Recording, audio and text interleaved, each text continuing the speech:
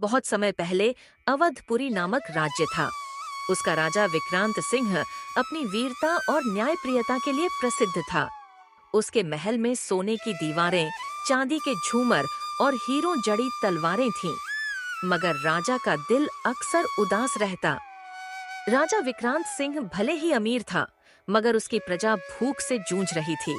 एक दिन एक बूढ़ी औरत रोते हुए महल के बाहर आई और बोली, महाराज, हमारे बच्चे भूखे हैं, अनाज नहीं है। राजा का दिल कांप गया। उसने पहली बार महसूस किया कि उसके ऐश्वर्य का कोई मतलब नहीं अगर प्रजा परेशान है। राजा ने दरबारियों से पूछा, क्यों मेरी प्रजा दुखी है जबकि खजाना सोने चांदी से भरा है? मंत्री चुप रहे।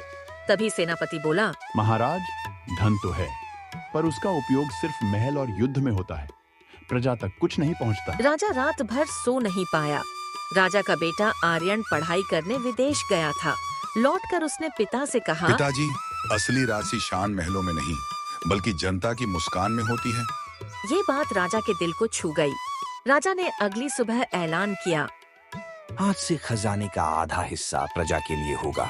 हर घर में अनाज पहुंचेगा, हर बच्चे को शिक्षा मिलेगी। दरबार में सन्नाटा छा गया, मगर प्रजा खुशी से झूम उठी। कुछ दरबारी और व्यापारी राजा से नाराज हो गए। उन्होंने कहा, महाराज, अगर ऐसा हुआ तो राज्य की दौलत कम हो जाएगी। राजा मुस्कुराया। दौलत घटेगी मगर जनता का विश्वास बढ़ेगा। धीरे धीरे राज्य बदलने लगा। खेतों में फसलें लहलहाने लगीं, लोग हंसने लगे। गांव के मेले, गीत संगीत और उत्सव फिर से लौट आए। राजा ने पहली बार प्रजा के बीच जाकर भोजन किया। लोगों ने आंसू भरी आंखों से उसका स्वागत किया।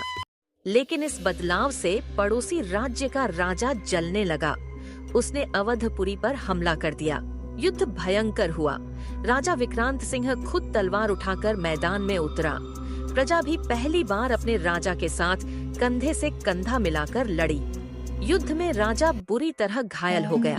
मरते समय उसने अपने बेटे आर्यन का हाथ पकड़कर कहा, बेटा, याद रखना, राज सिंहासन सोने से नहीं, प्रजा की खुशियों से चमकता है। और यही कहते हुए उसने अपनी आखिरी सांस ली। राजकुमार आर्यन ने वही वचन निभाया। अवधपुरी आने वाले समय में सबसे खुशहाल राज्य बन गया। लोग हमेशा कहते, राजा विक्रांत सिंह ने हमें सोना नहीं दिया, बल्कि जीने का सम्मान दिया। यह कथा बताती है कि राजा की असली पहचान महलों और खजानों से नहीं होती, बल्कि उसकी प्रजा की आंखों के आंसू पोंछने से होती है।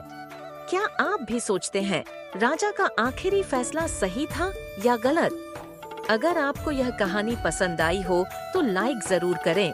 नीचे कमेंट में बताइए, आप क्या करते अगर आप राजा होते? ऐसी और रहस्यमयी और डरावनी कहानियों के लिए सब्सक्राइब करें।